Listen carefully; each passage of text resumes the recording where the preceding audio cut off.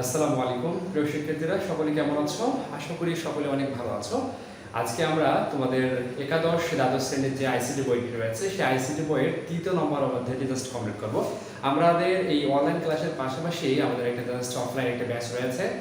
তোমাদের হচ্ছে ভিডিওতে বা ভিডিওর নিচে তোমাদের নাম্বার কিংবা অ্যাড্রেস অনুযায়ী আমাদের অফলাইন ব্যাচ রয়েছে, সেখানে জাস্ট তোমরা যদি কেউ চাও তো ভর্তি হতে পারো। চলো আমরা জাস্ট এখন কথা না বলি, আমরা জাস্ট ভিডিওটি শুরু করতে পারি। দেখো, আজকের অধ্যায়টির নাম হচ্ছে ডিজিটাল ডিভাইস এবং সংখ্যা পদ্ধতি, যা তোমাদের 3য় নম্বরে রয়েছে, অর্থাৎ তোমাদের একাদশ দ্বাদশ শ্রেণীর যে আসলে আইসিটি বইটা রয়েছে। এখন কথা হচ্ছে, অনেকে জিজ্ঞেস করতে আসলে কোন বইটি জাস্ট ফলো করবো। এখন কথা হচ্ছে, মাহবুবুর রহমান স্যারের বইটা জাস্ট অনেক ভালো, কিংবা মুজিবুর রহমান স্যারের অনেক বই ইউজ করে, সমস্যা নেই। আমি মুজিবুর রহমান স্যারের বই এবং হচ্ছে মাহবুবুর রহমান স্যারের বই জাস্ট একসঙ্গে কম্বাইন করে জাস্ট আমি অধ্যায়গুলো কভার করে দেবো। ওকে, তাহলে শুরু করা যাক। জাস্ট দেখো, পদ্ধতির নাম হচ্ছে ডিজিটাল ডিভাইস এবং সংখ্যা পদ্ধতি। এখন কথা হচ্ছে, আমরা ডিজিটাল ডিভাইস অংশটি জাস্ট একটু পরে পড়বো, অর্থাৎ শেষের দিকে পড়বো, এবং প্রথমের দিকে জাস্ট আমরা কি করবো, সংখ্যা পদ্ধতি নিয়ে জাস্ট একটু আলোচনা করবো। ওকে, তাহলে আমরা জাস্ট শুরু করি এখন। সংখ্যা পদ্ধতি, এই সংখ্যা পদ্ধতি যে আমাদের পার্টটা আছে সেটা জাস্ট এখন আমরা শুরু করতেছি। এই সংখ্যা পদ্ধতিকে ভাগ করা আছে দুইটি ভাবে, একটি হচ্ছে পজিশনাল নাম্বার সিস্টেম, আর একটা হচ্ছে নন পজিশনাল নাম্বার সিস্টেম। অর্থাৎ এটাকে বলা হচ্ছে দুই ভাগ করা হয়, একটা হচ্ছে positional TIONL positional number system, আর একটা হচ্ছে non positional number system, non positional number system. Okay, এখন এই যে ইংরেজি লিখলাম, অর্থাৎ পজিশনাল নাম্বার সিস্টেম, আর একটা হচ্ছে নন পজিশনাল নাম্বার সিস্টেম। এই পজিশনাল নাম্বার সিস্টেম বলতে বোঝানো হচ্ছে স্থানিক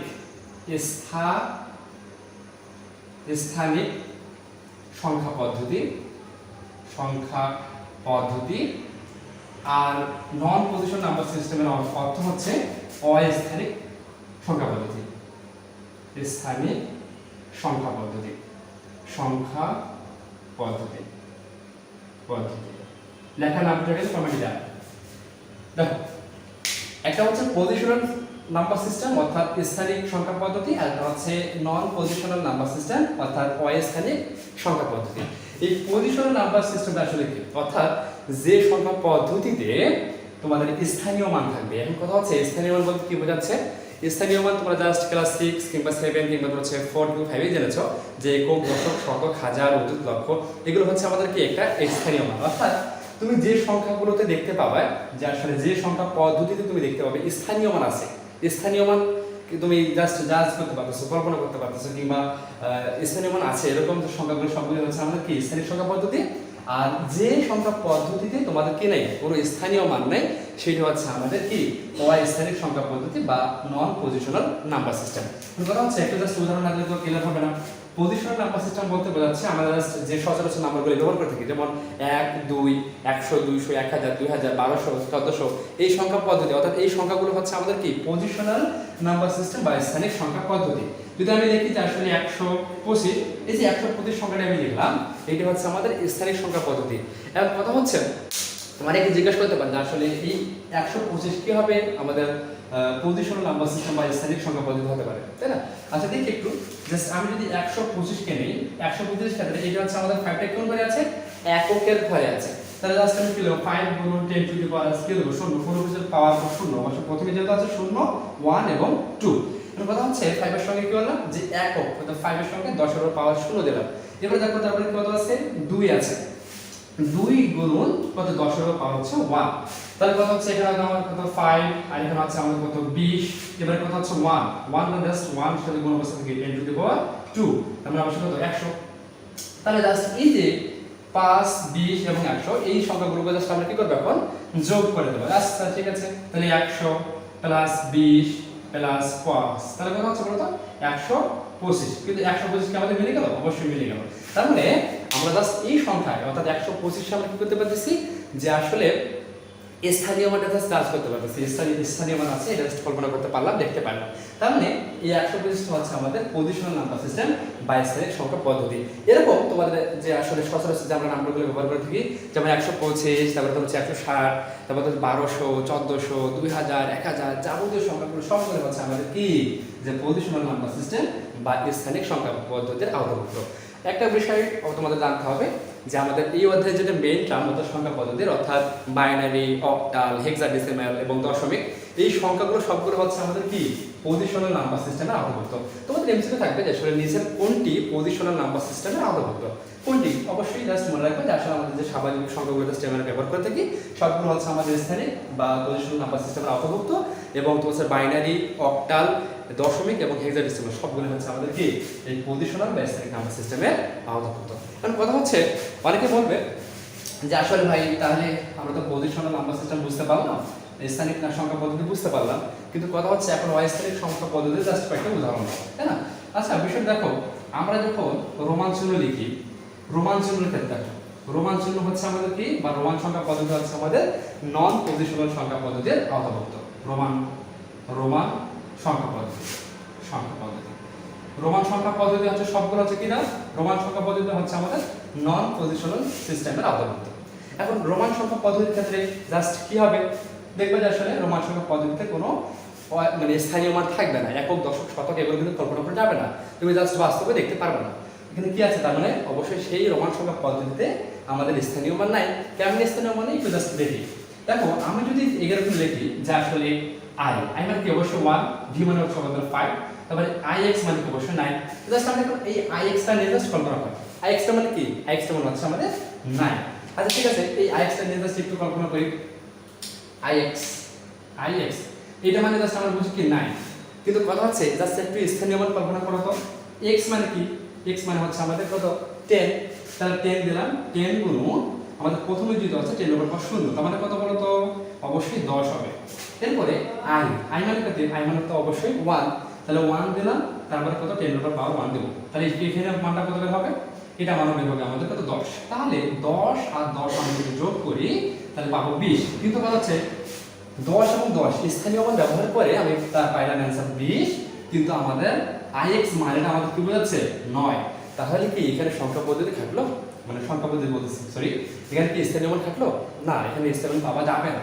সেজন্য জাস্ট এই আইএক্স অর্থাৎ রোমান সংখ্যা পদ্ধতিকে আমরা বলবো হচ্ছে অস্থানিক সংখ্যা পদ্ধতি, যেখানে কোনো স্থানীয় মান নাই। যদি স্থানীয় মান থাকতো তাহলে আইএক্সটা যে 9 স্থানীয় মান ব্যবহার করে আমাদের এখানে 9 বের হইতো, কিন্তু কি বেরোচ্ছে 20 বেরোচ্ছে। তার মানে আমরা এই আইএক্স অর্থাৎ রোমান সংখ্যা পদ্ধতিতে আমি কখনো কি স্থানীয় মান খুঁজে পেলাম না। সেজন্যই হচ্ছে আমাদের এই রোমান সংখ্যা পদ্ধতি হচ্ছে নন পজিশনাল নাম্বার সিস্টেম বা অস্থানিক সংখ্যা পদ্ধতি। তাহলে তোমাদের এখান থেকে জাস্ট একটা বিষয় ক্লিয়ার হয়ে গেল যে আসলে সংখ্যা পদ্ধতি হচ্ছে দুই প্রকার, একটা হচ্ছে পজিশনাল নাম্বার সিস্টেম বা স্থানিক সংখ্যা পদ্ধতি, আর একটা হচ্ছে নন পজিশনাল নাম্বার সিস্টেম বা অস্থানিক সংখ্যা পদ্ধতি। পজিশনাল নাম্বার সিস্টেমের মধ্যে যতগুলো আমাদের সংখ্যা রয়েছে, এছাড়া বাইনারি, অক্টাল, হেক্সাডেসিমাল এবং দশমিক সবগুলো হচ্ছে পজিশনাল নাম্বার সিস্টেমের আওতাভুক্ত। আর দশমিক অর্থাৎ তোমরা যদি দেখতে পারো যে আসলে রোমান সংখ্যা পদ্ধতি, এই রোমান সংখ্যা পদ্ধতি হচ্ছে আমাদের নন পজিশনাল নাম্বার সিস্টেম।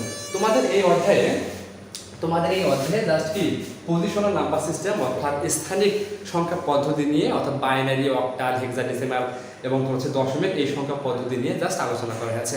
ওকে, এখন আমরা জাস্ট বাইনারি, দশমিক, অক্টাল এবং হেক্সাডেসিমাল নিয়ে জাস্ট একটু আলোচনা করব। দেখো এর কি লিখলাম যে বাইনারি, অক্টাল, দশমিক এবং হেক্সাডেসিমাল। কিছুক্ষণ আগে তোমাদের কি শিখাইলাম, এই বাইনারি, অক্টাল, দশমিক এবং হেক্সাডেসিমাল কিসের আওতাভুক্ত, কোন সংখ্যা পদ্ধতির আওতাভুক্ত? এটা হচ্ছে আমাদের পজিশনাল নাম্বার সিস্টেম অর্থাৎ স্থানিক সংখ্যা পদ্ধতির আওতাভুক্ত। কারণ এখানে আমাদের কি পাবো, স্থানীয় মান খুঁজে পাবো, একটু করে দেখতে পাবো। জাস্ট এখন আমরা জাস্ট বাইনারি নিয়ে একটু আলোচনা করি। এক নম্বরে বাইনারি, এই বাইনারি সংখ্যা পদ্ধতির মূল ভিত্তিগুলো জাস্ট তোমাদেরকে মনে রাখতে হবে। ভিত্তি হচ্ছে আমাদের 2, অর্থাৎ এই বাইনারি সংখ্যা পদ্ধতির ভিত্তি হচ্ছে আমাদের 2। সেই 2 কি কি, অর্থাৎ 0 এবং 1। এই 0 এবং 1 হচ্ছে আমাদের বাইনারি সংখ্যা পদ্ধতির হচ্ছে ভিত্তি। অর্থাৎ বাইনারি সংখ্যা পদ্ধতির যতগুলো সংখ্যা আমি তৈরি করি না কেন, শুধুমাত্র 0 এবং 1 দিয়ে জাস্ট তৈরি করতে পারবো। এখন কথা হচ্ছে আমি যদি কখনো এরকম লিখি 0, 1, 0, 2, এটা কিন্তু কখনোই বাইনারি সংখ্যা পদ্ধতির আওতাভুক্ত করবে না। এই সংখ্যাটিকে আমরা কখনোই বাইনারি সংখ্যা বলতে পারবো না, কারণ কি এখানে 2 ব্যবহার হয়েছে। এখন কথা হচ্ছে বাইনারি সংখ্যা পদ্ধতি বলতে কি বুঝবা, শুধুমাত্র মনে রাখবা যে বাইনারি সংখ্যা পদ্ধতির ভিত্তি হচ্ছে 2, অর্থাৎ সেই 2 কি কি, একটা হচ্ছে 0 আর একটা হচ্ছে 1। তাহলে 0 এবং 1 ব্যবহার করে যতগুলো সংখ্যা তৈরি করা হোক না কেন সবগুলো হচ্ছে আমাদের বাইনারি সংখ্যা পদ্ধতির আওতাভুক্ত। তাহলে আমি জাস্ট এখানে জাস্ট একটা উদাহরণ হিসেবে দিতে পারি 0 1 0 2 সরি দুই তো হবে না কখনো 0 0 1। এই যে সংখ্যা পদ্ধতি আমি লিখলাম, সংখ্যাটা লিখলাম, এই সংখ্যাটা হচ্ছে আমাদের বাইনারি সংখ্যার আওতাভুক্ত। ওকে, বুঝে গেছে? এবারে দেখো আমরা কি করব, যে 2 নম্বরে জাস্ট অক্টাল নিয়ে আলোচনা করব। অক্টাল কয় ছয় কাঠা আর অক্টাল। এই অক্টাল সংখ্যা পদ্ধতির ভিত্তি আসলে কত? এই অক্টাল সংখ্যা পদ্ধতির ভিত্তি হচ্ছে 8। সেই 8টা আসলে কি কি, 0 থেকে শুরু করে একদম 7 পর্যন্ত। 0 থেকে শুরু করে 7 পর্যন্ত যতগুলো সংখ্যা রয়েছে, অর্থাৎ 0 থেকে 0 1 2 3 4 5 6 এবং 7। এই যে 0 থেকে শুরু করে একদম 7 পর্যন্ত সংখ্যাগুলো রয়েছে, এই সংখ্যাগুলোকে ব্যবহার করে যত সংখ্যা গঠন করা হোক না কেন সবগুলো হচ্ছে আমাদের কিসের অন্তর্ভুক্ত? অক্টাল অন্তর্ভুক্ত। যেমন আমি যদি তোমাদের কখনো লিখে এরকম যে আসলে 102, তাহলে এই 102 কে আমরা কিন্তু অক্টাল সংখ্যা পদ্ধতিতে আওতাভুক্ত নিতে পারবো। কেন নিতে পারবো? 102 দেখো তো কোন কোন সংখ্যা দ্বারা গঠিত হয়েছে, 1 0 এবং 2। এবং আমি তোমাদের কি বলছি যে অক্টাল সংখ্যা পদ্ধতিতে কি 0 থেকে 7 পর্যন্ত এই ডিজিটগুলো, এই সংখ্যাগুলো ব্যবহার করা হয়। ওকে, তাহলে যেহেতু দেখতে পারলাম 102, অর্থাৎ আমাদের কি 1 থেকে 0 থেকে শুরু করে 7 মধ্যে আমাদের সংখ্যাগুলো আছে, তাহলে বুঝতে পারলাম এটা একটা আমাদের কি অক্টাল আওতাভুক্ত। আমি যদি কখনো এরকম লিখতাম যে আসলে 78, তাহলে এইটা কি আমাদের অক্টাল আওতাভুক্ত হইতো? কখনো কিন্তু হইতো না, কারণ কি এখানে কিন্তু 8টা ব্যবহার করা হয়েছে, কিন্তু 8 তো আমাদের অক্টালের আওতাভুক্ত নয় 0 থেকে 7 পর্যন্ত। সেই জন্য জাস্ট এই 78কে আমরা কখনোই অক্টালের আওতাভুক্ত করতে পারবো না। আমরা 78টা কখনো অক্টাল সংখ্যা পদ্ধতিতে থাকে না। আচ্ছা, এবারে আমরা জাস্ট কি করবো, যে 3 নম্বরে দশমিক নিয়ে আলোচনা করবো। দশমিক সংখ্যা পদ্ধতি। দশমিক সংখ্যা পদ্ধতির ভিত্তি হচ্ছে 10। মনে রাখবা যে দশমিক সংখ্যা পদ্ধতির ভিত্তি হচ্ছে 10। সেই 10টা আসলে কি কি, তাই না? 0 থেকে শুরু করে 9 পর্যন্ত যে আসলে আমাদের 10টা ডিজিট রয়েছে সবগুলো হচ্ছে আমাদের দশমিকের আওতাভুক্ত। অর্থাৎ ভিত্তিগত দশমিক সংখ্যা পদ্ধতির ভিত্তি হচ্ছে 10। 0 থেকে শুরু করে একদম হচ্ছে কত পর্যন্ত, 9 পর্যন্ত। তাহলে 0 থেকে শুরু করে 9 পর্যন্ত সংখ্যাগুলো কি কি, 0 1 2 3 4 5 6 7 8 এবং তো হচ্ছে 9। এই যে তুমি 10টা ডিজিট দেখতে পাচ্ছ 0 থেকে শুরু করে একদম 9 পর্যন্ত, এই 10টা ডিজিটের মাধ্যমে যত প্রকার সংখ্যা তুমি গঠন করো না কেন সবগুলো হচ্ছে আমাদের দশমিকের আওতাভুক্ত। অর্থাৎ আমরা যে সচরাচর হিসাব করে থাকি, আমরা যে সচরাচর সংখ্যা পদ্ধতিগুলো ব্যবহার করে থাকি সবগুলো তোমাদের এই দশমিক সংখ্যা পদ্ধতির আওতাভুক্ত। বুঝে গেছে? এখন আর একটা বিষয় আছে, সেটা হচ্ছে আমি জানবো, সেটি হচ্ছে হেক্সাডেসিমাল। হেক্সাডেসিমাল সংখ্যা পদ্ধতির ভিত্তি হচ্ছে কত জানো? হেক্সাডেসিমাল সংখ্যা পদ্ধতির ভিত্তি হচ্ছে 16। এখন দেখো 4 নম্বর হেক্সাডেসিমাল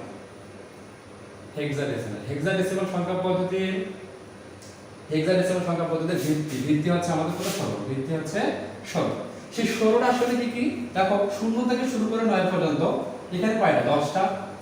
0 থেকে শুরু করে 9 পর্যন্ত এখানে 10টা। আর একে আমরা জাস্ট ধরবো হচ্ছে কি 10। তারপর হচ্ছে বি কে ধরবো আমাদের কত, 11। সি কে ধরবো আমরা হচ্ছে 12। তারপর হচ্ছে ডি কে ধরবো আমরা 13। তারপরে হচ্ছে তোমার ই কে ধরবো আমরা কত, সি ডি ই কে ধরবো আমরা কত, 14। তাহলে বিষয় দেখো, এ মানে হচ্ছে কত, 10, বি মানে হচ্ছে 11, সি মানে হচ্ছে 12, ডি মানে হচ্ছে 13, ই মানে হচ্ছে আমাদের 14। তাহলে আর এফ মানে হচ্ছে আমাদের কত, 15। তাহলে বিষয়টা ভাবো যে ই থেকে শুরু করে 1 পর্যন্ত এখানে কয়টা আছে, 6টা, আর এখানে কয়টা আছে, 10টা। তারপর 0 থেকে শুরু করে 9 পর্যন্ত 10টা সংখ্যা ওখানে আছে।